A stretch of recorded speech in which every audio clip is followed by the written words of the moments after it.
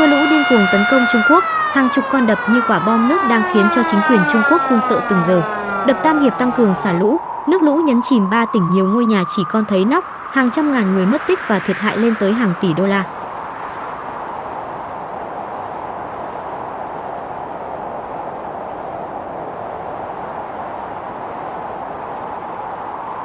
Kính chào quý khán thính giả đang đến với tiêu điểm của kênh tin tức thời sự. Kính thưa quý khán thính giả, đập Tam Hiệp, Trung Quốc mở 12 cửa xả lũ để tăng sức chứa khi lũ từ thượng nguồn sông Dương Tử đổ về.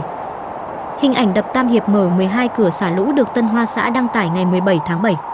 Theo hãng tin nhà nước Trung Quốc, đập Tam Hiệp xả lũ tại hồ chứa vào ngày 15 tháng 7 để tăng không gian đón nước lũ từ thượng nguồn sông Dương Tử.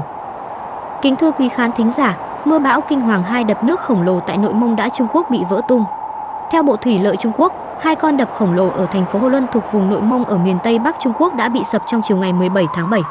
Người dân sống ở hạ nguồn đã được sơ tán nhưng nhiều người đã co chạy thoát do vụ việc diễn ra quá nhanh, theo báo cáo lúc 12 giờ đêm theo giờ địa phương. Hiện đã có 16 người thiệt mạng và 25 người khác mất tích. Cảnh báo nguy cơ mất an toàn do hệ thống cơ sở hạ tầng xuống cấp nghiêm trọng trong mùa mưa lũ. Theo Bộ Thủy lợi Trung Quốc, hai con đập này đã tạo nên các bể chứa nước khổng lồ với sức chứa lên tới 66 triệu mét khối nước. Trong tuần qua, thành phố Hồ Luân đã phải hứng chịu lượng mưa lên tới 287 mm, trong khi lượng mưa tại trạm quan sát Molinda WA ở trung tâm Nội Mông đo được là khoảng 323 mm. Chính quyền thành phố Hồ Luân Bối Nhĩ cho biết, thời tiết cực đoan đã ảnh hưởng tới 160.660 người và hơn 201.500 ha đất trồng bị ngập lụt. Nhiều cây cầu và hệ thống cơ sở hạ tầng khác cũng bị phá hủy.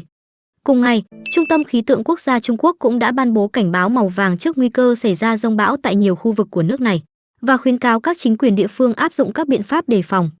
Trung tâm trên dự báo từ 6 giờ ngày 16 tháng 7 đến 6 giờ ngày 17 tháng 7, mưa lớn sẽ trút xuống các khu vực Nội Mông, Hắc Long Giang Thiểm Tây, An Huy, Hồ Bắc, Trùng Khánh, Quý Châu và Hồ Nam. Nhiều khu vực thuộc tỉnh Sơn Tây, Hà Nam, Vân Nam và Quảng Đông sẽ có mưa dông với lượng mưa lên tới 260 mm. Một số vùng sẽ chịu ảnh hưởng gió mạnh và mưa bão với lượng mưa hơn 370 mm/h, đặc biệt là khu vực Giang Tô và Quảng Đông, nơi đang bị mưa bão với lượng mưa lớn và gió mạnh gây ngập lụt và thiệt hại nặng nề. Trung tâm Khí tượng Quốc gia Trung Quốc đã khuyến cáo các chính quyền địa phương cần phải đề phòng nguy cơ ngập lụt và lở đất. Theo đó, dừng tất cả các hoạt động ngoài trời ở những khu vực nguy hiểm. Kính thưa quý khán thính giả thân mến, nhân quả báo ứng đang đổ lên đầu chính quyền ông Tập Cận Bình khi một cơn mưa to kéo dài suốt 9 tiếng đồng hồ đã nhấn chìm các tỉnh hình như Thượng Hải, Quảng Đông, Quảng Tây, Vũ Hán, Hồ Bắc, làm cho thủ đô Bắc Kinh cùng những nơi trên ngập chìm trong biển nước lũ. Quý vị thân mến, người ta nói rằng cuộc đời có vay có trả. Luật nhân quả sẽ không từ bất kỳ một ai, ác giả thì ác báo có lẽ lúc này đang ám chỉ Trung Quốc. Trung Quốc đang gánh chịu biết bao muôn vàn hậu quả. Từ đầu tháng 5 năm 2024 toàn Trung Quốc là chỉ nước và nước. Nói về tội ác của Trung Quốc thì nhiều vô số kể, nhưng chúng ta chỉ nói đến những việc mà Trung Quốc đã làm đối với cả Việt Nam của chúng ta mà thôi. Chẳng nói gì xa xôi, ngay từ đầu tháng 2 năm 2020, khi dịch bệnh bùng phát, Việt Nam của chúng ta dù đang gặp nhiều khó khăn nhưng cũng đã cử người đến thành phố Vũ Hán và gửi hàng hóa để ủng hộ cứu giúp Trung Quốc. Nhưng Trung Quốc vẫn cho tàu chiến đâm chìm tàu cá của ngư dân Việt Nam ở ngay quần đảo Hoàng Sa của Việt Nam. Rồi đến tháng 5, chúng ra lệnh cấm đánh bắt cá ngoài khơi Biển Đông, quanh quần đảo Hoàng Sa và Trường Sa ngay chính vùng biển của mình. Chúng lý giải rằng những vùng biển này đang có tranh chấp và nó thuộc phạm vi 12 hải lý xung quanh con đường lưỡi bò mà chúng tự vẽ ra và tự thừa nhận. Chứ trên quốc tế không một ai, không một nước nào thừa nhận con đường lưỡi bò của phía Trung Quốc. Những hành vi trên của Trung Quốc là không thể nào dung tha và chấp nhận được. Trời không dung, đất cũng không tha, cho nên mẹ thiên nhiên và ông trời được cho là vẫn tiếp tục trút những cơn mưa dữ dội ập vào phía Trung Quốc, bão tố liên tục, mịt trời liên tục độ bộ bồi mưa lớn. Đến khi nào vỡ con đập Tam Hiệp thì mới thôi. Và đây chính là nhân quả báo ứng hay còn gọi là nghiệp quật đang đổ lên chính quyền ông Tập Cận Bình. Kính thưa quý vị, có thể nói rằng những việc làm sai trái của phía Trung Quốc đã làm hại cho biết bao nhiêu người Việt Nam chúng ta. Thiệt hại đến biết bao nhiêu của cải, cuộc sống của ngư dân bị đảo lộn và không được ổn định. Hiện tại dịch bệnh Covid-19 mà chính Vũ Hán Trung Quốc là nơi bùng phát đang làm đảo lộn đến cuộc sống tươi đẹp của Việt Nam chúng ta nói riêng và thế giới nói chung. Để đến bây giờ Trung Quốc phải hứng chịu hậu quả khi để sổng con virus, có khai báo kịp thời với thế giới, để thế giới đề phòng chuẩn bị mà phòng tránh nó. Tiếp đến là từ đầu tháng 5 tới nay, khi mưa lũ đang hoành hành tại Trung Quốc, người dân của Trung Quốc chạy như ong vỡ tổ. Nhà cửa thì bị chìm trong biển nước, ô tô biển hiểu phương tiện trôi lênh láng trên đường. Bởi vì đường phố của Trung Quốc bây giờ đã biến hết thành sông thành hồ, chỉ có những ngôi nhà cao 4-5 tầng thì bây giờ còn cái nóc là không bị ngập. Thảm cảnh kinh hoàng mà trong lịch sử chưa bao giờ xảy ra đối với cả Trung Quốc. Nhiều quý vị nói rằng những hình ảnh thiên tai, lũ lụt của Trung Quốc chỉ có trên phim ảnh hoặc là hư cấu, nhưng nó lại đang hoàn toàn xảy ra đối với Trung Quốc ở thời điểm hiện tại, khiến cho thế giới cũng phải xót thương. Thấy vậy, chính phủ của Việt Nam đã viện trợ cho phía Trung Quốc nhiều lương thực thuốc men để phía Trung Quốc chống thiên tai và nạn đói. Nhưng nào ngờ chúng ta lại nhận được sự đền ơn của Trung Quốc bằng việc tàu chiến của Bắc Kinh vẫn đang tập trận bắn đạn thật. Máy bay của Trung Quốc vẫn lượn xung quanh quần đảo Trường Sa và Hoàng Sa để uy hiếp Việt Nam. Tàu chiến hạm đội Nam Hải vẫn ngày đêm tập trận và bồi đắp đảo nhân tạo hòng nuốt trọn 95% diện tích Biển Đông. Trung Quốc vẫn chứng nào tật đấy, vẫn đang đem quân muốn xâm chiếm Biển Đông của chúng ta và một số nước trong khu vực. Nói thế để biết rằng chính quyền của ông Tập Cận Bình là một loại như thế nào rồi. Và nhiều nước họ đang tránh xa Trung Quốc không phải bởi vì họ sợ phía chính quyền ông Tập, mà ở đây là họ không muốn kết giao kết thân, không muốn giữ mối quan hệ đối với cả phía Trung Quốc nữa. Kính thưa quý vị, ông trời luôn có mắt, pháp luật thì luôn luôn bảo vệ lẽ công bằng. Trung Quốc gieo gió thì ắt sẽ gặp bão. Việt Nam của chúng ta nhân từ hiền hòa cho nên được trời và đất bảo vệ. Trung Quốc muốn chiếm Biển Đông thì ông trời cho mưa lớn. Trung Quốc muốn dùng vòi rồng phun vào tàu thuyền của nước ta thì ông trời cho vòi rồng quật đổ nhiều khu vực của Trung Quốc. Trung Quốc muốn chiếm lãnh thổ, lãnh hải của Triều Tiên, Ấn Độ, Myanmar thì đập Tam Hiệp của Trung Quốc ắt sẽ phải vỡ. Và khi nó vỡ nó sẽ nhấn chìm toàn bộ đất nước của Trung Quốc. Bản đồ của thế giới sẽ không còn tên của Bắc Kinh nữa. Như vậy thì chính quyền của ông Tập Cận Bình sẽ bị tan vỡ và bị sụp đổ, và nhiều tội ác của Trung Quốc mà chúng tôi trong bản tin ngắn này không thể nào mà liệt kê ra hết được. Quý khán thính giả nghe tới đây nếu cảm thấy những lời nói trên của ban biên tập của chúng tôi là chính xác, thì hãy để lại một lượt bình luận và một lượt like và đăng ký kênh. Đừng quên bổ sung những tội ác của Bắc Kinh, của chính quyền ông Tập Cận Bình để mọi người có thể thảo luận với nhau đưa ra ý kiến.